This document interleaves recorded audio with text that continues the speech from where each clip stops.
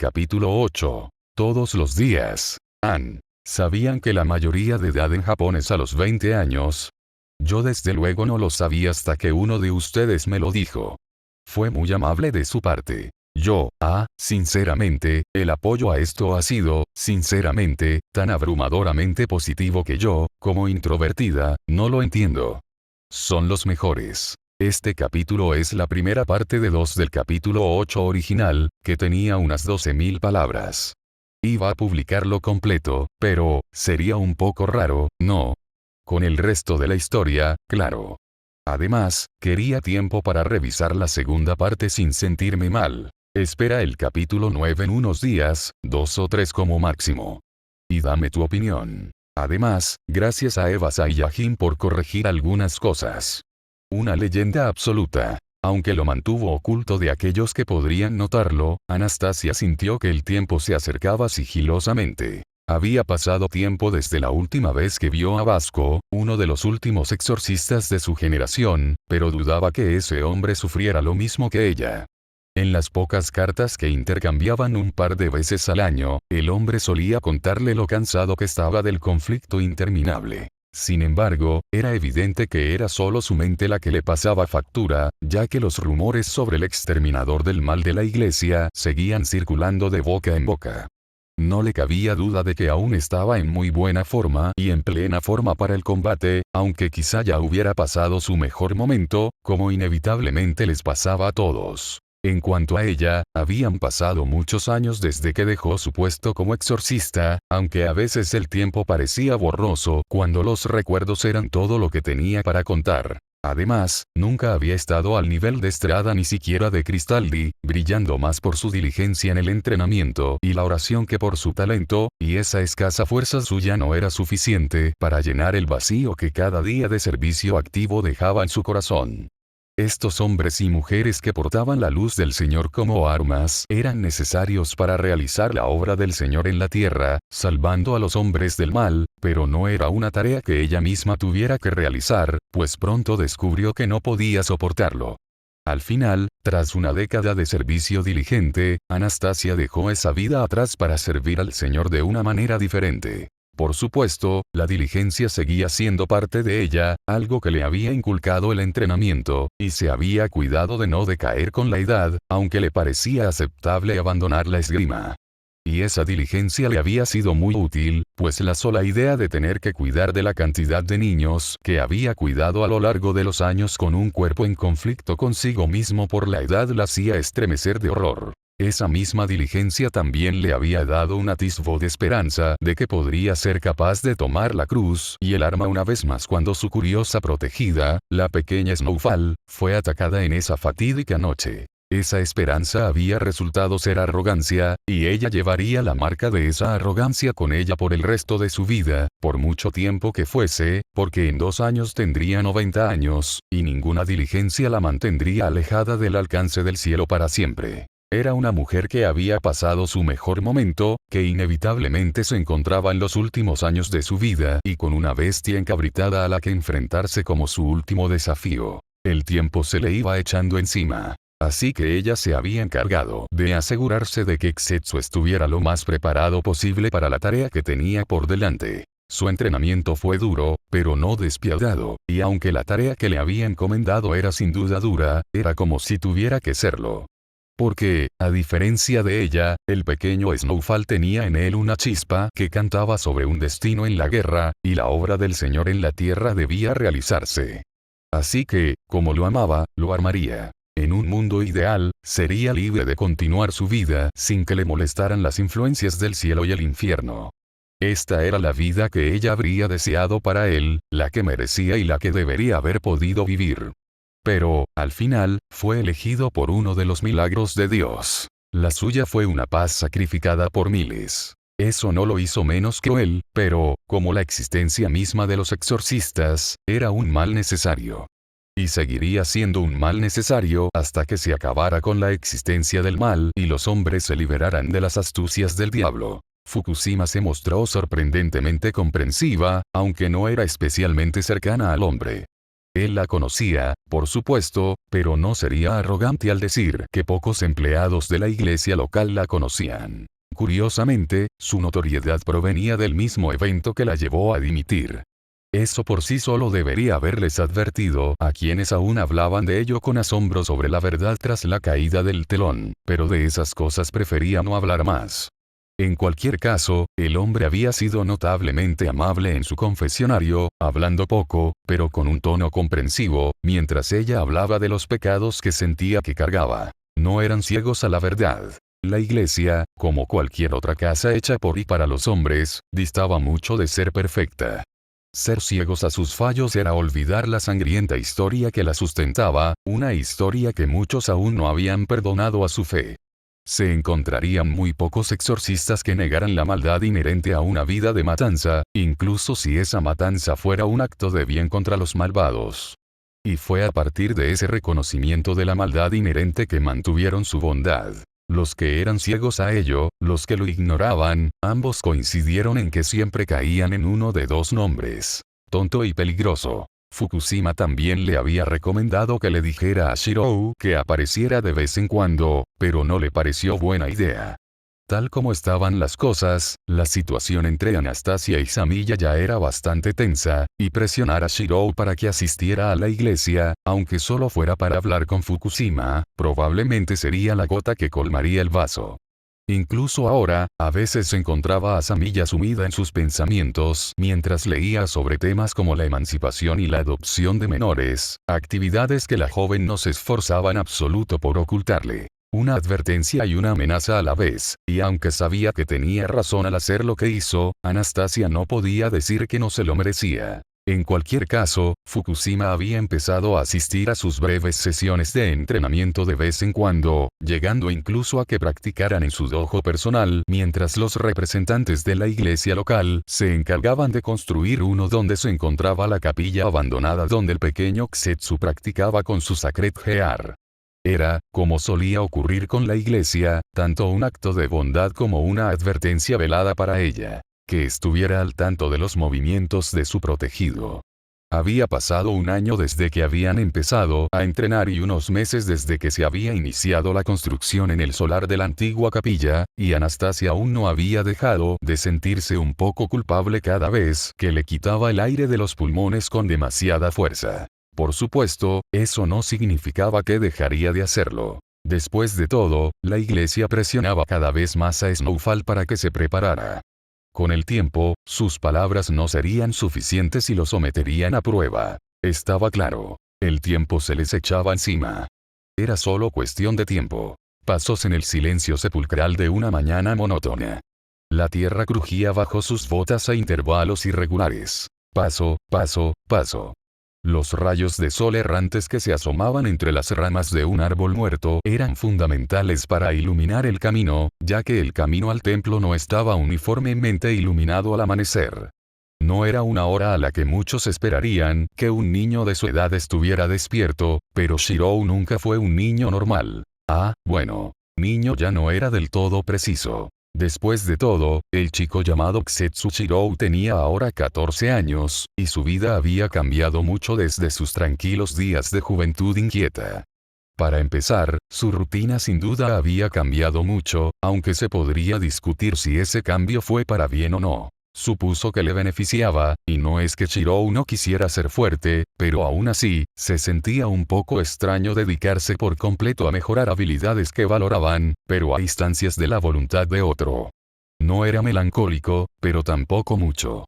Los moretones que se hizo no le ayudaron, aunque ya no le importaba demasiado una o dos costillas doloridas. Pero Shirou era un chico resiliente con algo que demostrar, y así lo haría, a sí mismo o a los demás. El esfuerzo físico hacía tiempo que había dejado de molestarlo, y aunque no había elegido la vida que recibió, no tenía mucho que hacer al respecto, ni tenía ganas de hacer nada, de todos modos. Esto era lo mejor. No desde la perspectiva idealista de Anastasia, pues esos eran pensamientos que Shirou no podía soportar mientras siguiera siendo él mismo, sino porque le daba las manos para sostener lo que amaba. Lo cual no quiere decir que no fuera difícil. Si el aspecto físico no lo agobiaba, el mental sí. Cada bocanada del pozo de llamas azules era un momento dedicado a observar aquello que estaba oculto a la vista consciente, lejos de los pensamientos perspicaces. La mayoría de las veces, estos atisbos eran de una intensidad tan abrumadora que hablar de ellos era como quitarles la vista. Ciclos repetidos de rostros infinitos y sin rostro a quienes alguna vez les había entregado, o no, su corazón. Una mujer de cabello castaño corto y una sonrisa radiante. Una chica con coletas y brazos cruzados. Un chico de cabello negro corto y gafas. Kiritsugu, a quien le dio rostro, nombre y memoria.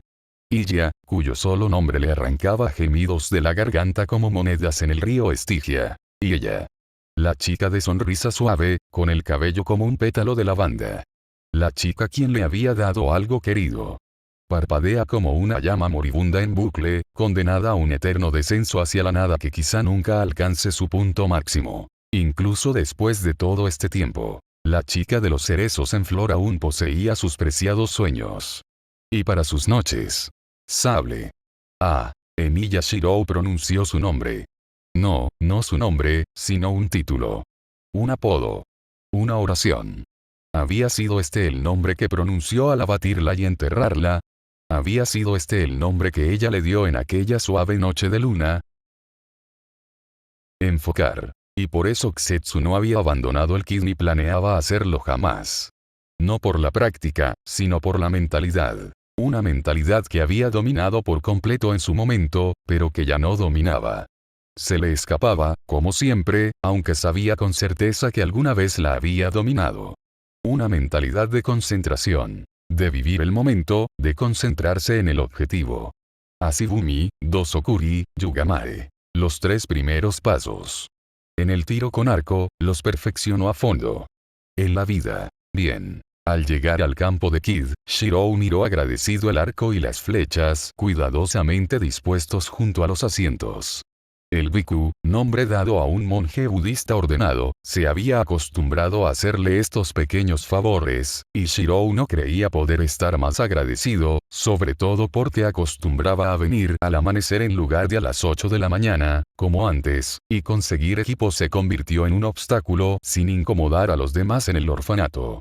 Todos los demás que se sintió faltante. Y Naomi Samilla se había mudado hacía exactamente 2 meses y 3 días, a pocas semanas de cumplir 18 años. Había encontrado un lugar adecuado para vivir y alguien con quien compartir los gastos y el apartamento, y pensó que más valía prevenir que lamentar. Seguía visitándolo a diario, o casi a diario, e intentaba estar lo más presente posible en su vida, pero había cosas que 2 personas que vivían juntas compartían y que no compartirían si no lo hicieran. Las conversaciones sobre adopción no habían cesado, por mucho que intentara mantenerlo alejado de sus oídos la mayor parte del tiempo. Encontraré la manera, había prometido, y conociendo a la chica, Shirou no lo dudaba ni un instante. Si era prudente, la respuesta era no, sin duda. Con lo que ahora sabía del pasado de su hermana, decir que la iglesia estaría ligeramente disgustada sería como decir que una guerra es un poco desafortunada. O sea, quedarse muy corto. Y a Shirou eso le disgustaba profundamente. Esa sensación de ser en parte propiedad de una organización con la que no estaba del todo de acuerdo ni quería trabajar, todo porque, posiblemente, estaba en el lugar equivocado en el momento equivocado, o porque un dios lo había elegido.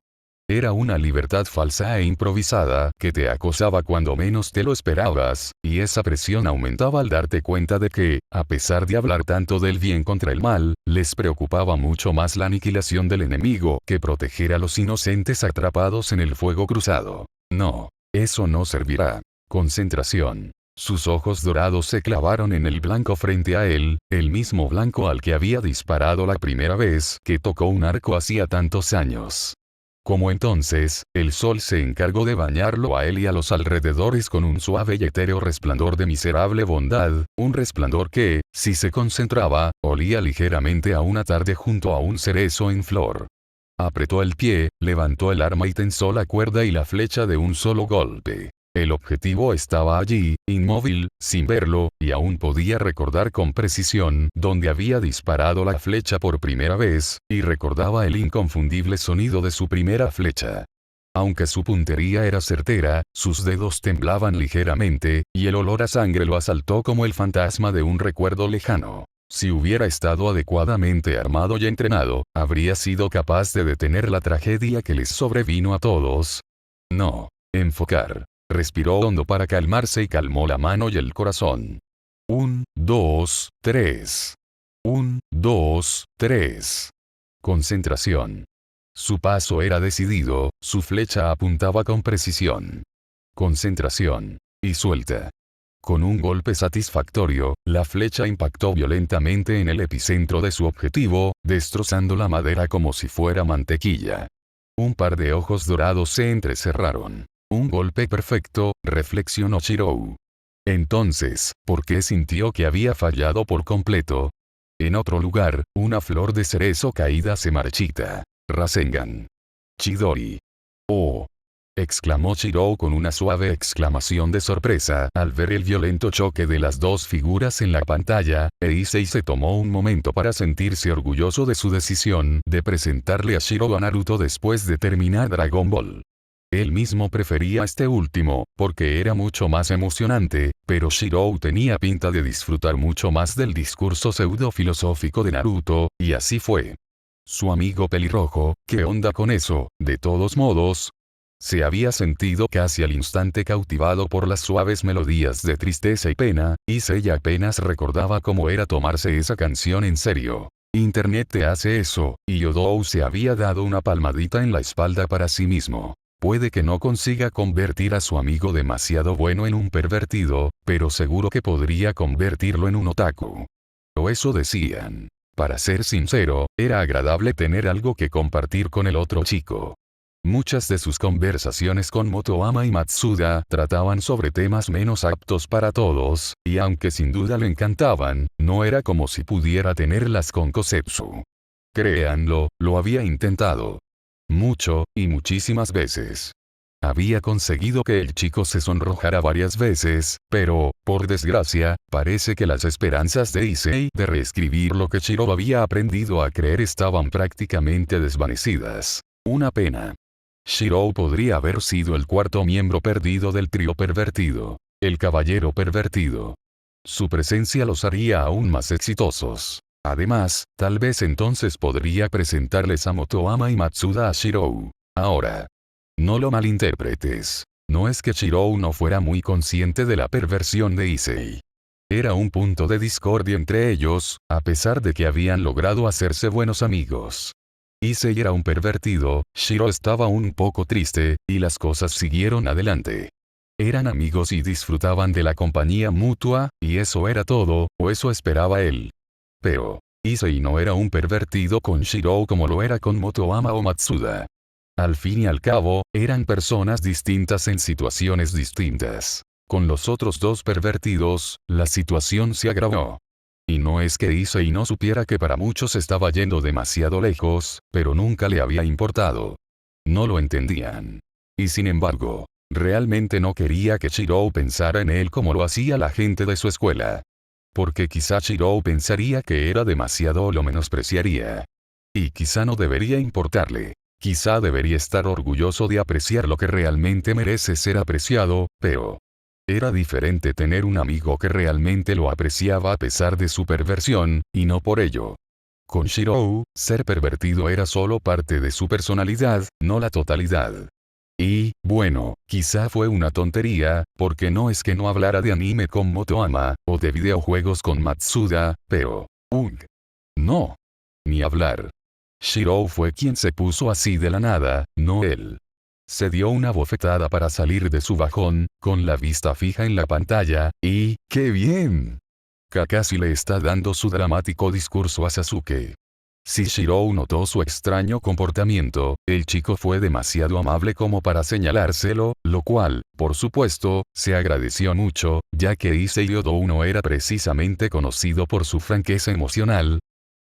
Está perdiendo el hilo de sus pensamientos. La vida sin duda iba a cambiar. De hecho, la idea de compartir el ambiente escolar con Setsu, un chico con el que rápidamente había llegado a conectar en ese parque, y las noches discutiendo sobre anime o simplemente intercambiando ideas tontas, le resultaba bastante extraña a Issei, como si él y la escuela pertenecieran a dos mundos diferentes. Pero, aunque extraña, no era precisamente desagradable. Más bien, le resultaba extrañamente agradable. Sí. Agradable era la palabra correcta. Oye, Setsu, murmuró Issei, desviando la mirada de Shirou del espectáculo naranja que se desarrollaba. Nos transferiremos a Kuo el año que viene, ¿verdad?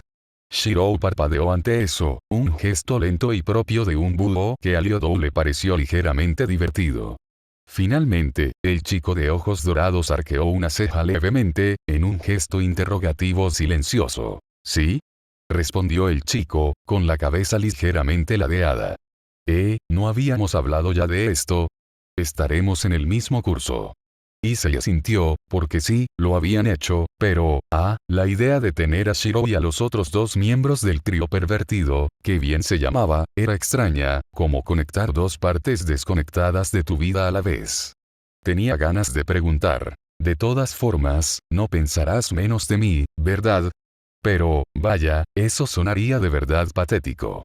Así que no lo hizo. En cambio, Ryodou Issei le sonrió al amigo con el que estaba sentado. Apuesto a que puedo conseguir novia antes que tú.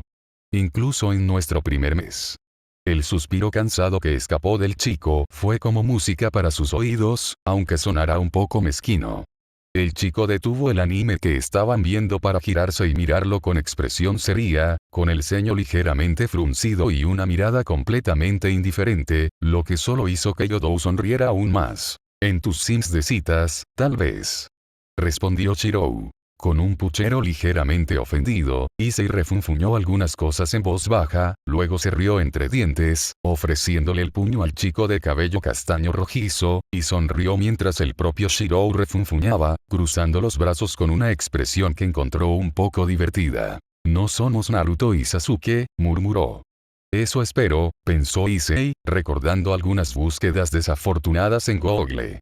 Me acertará o me fallará con todo ese fanfiction. Aún así, esperó, y ahí estaba.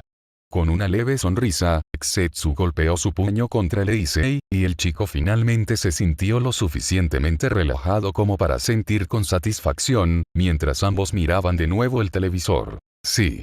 Al final todo saldría bien. Quizás esos fueron sus días felices.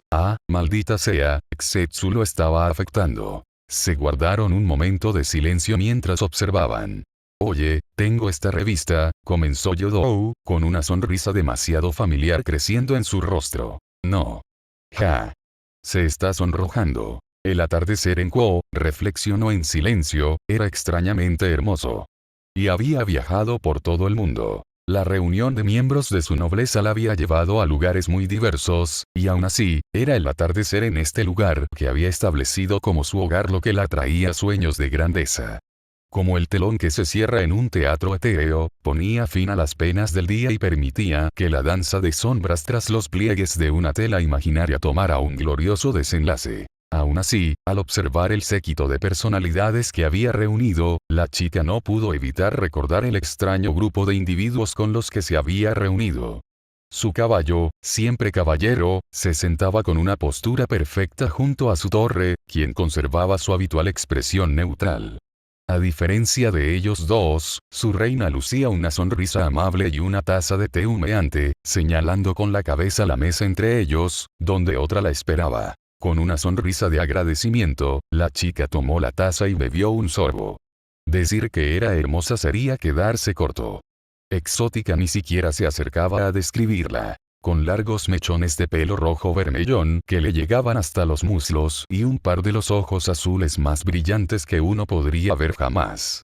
Para una chica de unos 15 o 16 años, Rías también era más alta de lo que cabría esperar, con unos 167 centímetros. Su rostro era de rasgos suaves, ni infantil ni inocente, pero aún así ligero. Un rostro apropiado para expresiones despreocupadas. Su expresión, sin embargo, era todo lo contrario. Una ligera curva en las comisuras de sus labios delataba una interesante diversión que desmentía su verdadera identidad. porque Rías Gremory era un demonio y la supervisora de la ciudad de Quo. Y quienes la rodeaban eran sus preciados compañeros, sus amigos, su nobleza. Personas a quienes valoraba más que a la vida misma. Sentada frente a un tablero de ajedrez organizado que, como la taza de té que ahora bebía, estaba cuidadosamente preparado para ella, Rías Gremory vio en cada pieza la representación de sus amigos y asintió pensativa, jugando con la superficie de un peón mientras reflexionaba sobre su siguiente movimiento. «¿Entonces dices que ha habido rumores de actividad de los caídos?» Su pregunta llegó con una voz tan suave que casi era difícil de oír. Suave, porque sabía que, si bien este asunto era sin duda crucial para la propia Rías, no debía olvidar que había quienes lo consideraban algo más que cumplir con sus responsabilidades. Para su reina y mejor amiga, Akeno, estos asuntos eran potencialmente personales. Para su crédito, Imejima no ofreció mucha reacción, simplemente asintió ante su pregunta y se relajó aún más en la silla. Los hermosos mechones negros de la chica le caían ligeramente sobre los ojos, pero, a primera vista, no parecía en absoluto molesta por las palabras de Rías. Quizás, reflexionó, incluso las heridas profundas sanan con el tiempo, o quizás la ira de su amiga estaba dirigida a otra cosa. Sí, respondió ella. Eso es lo que nos dijo Graifia-sama, al menos. La iglesia ha sido muy clara al respecto estas últimas semanas, y se habla de un Sacred Heart en uno de sus nuevos miembros por aquí. Oh, su interés despertó y se inclinó ligeramente hacia adelante. Graifia, la reina de su hermano, no solía darles información. Después de todo, era responsabilidad de Ría supervisar el manejo de Quo, no de Circex. Dicho esto, había ocasiones en las que era necesario hacer excepciones, y una información tan delicada era sin duda una de ellas. Rías no estaba segura de cómo reunían la información. Ah, claro, ya había preguntado antes, pero su hermano mayor se había mostrado reacio a responderle, lo que a su vez solo le decía que probablemente no quería saber. Estas cosas, Graifia había explicado en una ocasión, se adquieren con la experiencia. Una experiencia que aún no posees. Era bueno y fastidioso a la vez. Bueno, porque significaba que podía tomarse el tiempo para aprender a su propio ritmo sin temer las consecuencias de su inexperiencia. Fastidioso, porque Rías Gremory ansiaba con todas sus fuerzas convertirse en algo más que la heredera Gremory, y para lograrlo, sabía que tenía que salir de la sombra de su hermano, orgullosa como estaba de él. ¿Sabemos cuál? Lamentablemente no, respondió Akeno con un tono engañosamente alegre. Creo que habría sido demasiado fácil. Una risa recorrió la sala, pero todos estaban nerviosos. Quo era conocido como territorio de los demonios, después de todo. Saber de los rumores de actividad caída en las cercanías y de un importante recurso de la iglesia era desconcertante. Juró entonces vigilar con más atención los alrededores, aunque solo fuera para asegurarse de que no estuvieran ante un desastre entre facciones en ciernes. Su mirada se posó en Koneko-chan y luego la rebasó para encontrarse con la de Yuto-kun. Al mencionar la iglesia, él se había endurecido, como era previsible, y ella lamentó no haberle ahorrado el sufrimiento que había padecido antes de encontrarse. El rostro de Yuto siempre debería verse relajado y amable, pero en ese momento, parecía como si sus sombras lo sujetaran por los tobillos y lo arrastraran hacia abajo, como si el enemigo estuviera a punto de saltar sobre él. Parecía listo para la pelea, y ella lo odiaba. Pero era necesario. Este era el trabajo de una supervisora diabólica. No era solo la reina de un título noble, sino también la reina metafórica de toda la zona circundante. Era su responsabilidad supervisar todo lo que sucedía dentro de los límites de Quo, y sobre ella recaería la culpa si algo escapaba a su atenta mirada. La mayoría de las veces, esto no significaba gran cosa, pero no era la primera noticia preocupante que recibía. Me vendría bien, reflexionó en voz baja, comunicarle a Sona lo que estoy oyendo. Más vale prevenir que lamentar. Por ahora, sin embargo. Bueno, lo investigaremos. ¿Algo más? Ah, sí, respondió Akeno, con un destello de alegría en sus ojos donde antes no había ninguno, y la Gremory también se alegró al verlo ahora, alto y claro.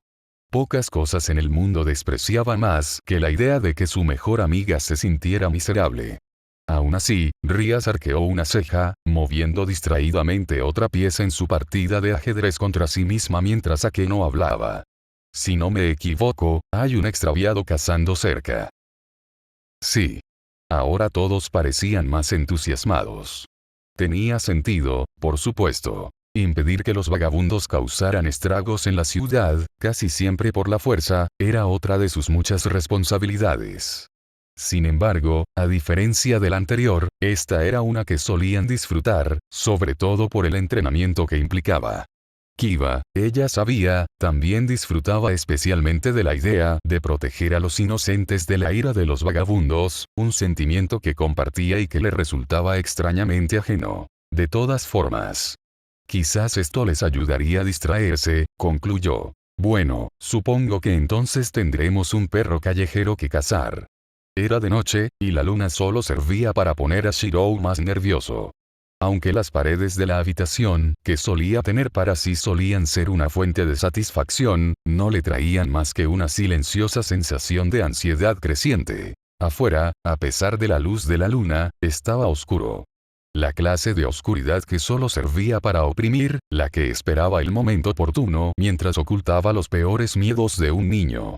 Con la espalda contra la puerta y los brazos cruzados, el exorcista Fukushima observaba atentamente, con expresión neutral, cómo Shirou, lenta y cuidadosamente, se abrochaba la pequeña bolsa a la cintura y se ponía la chaqueta de la ori que llevaba.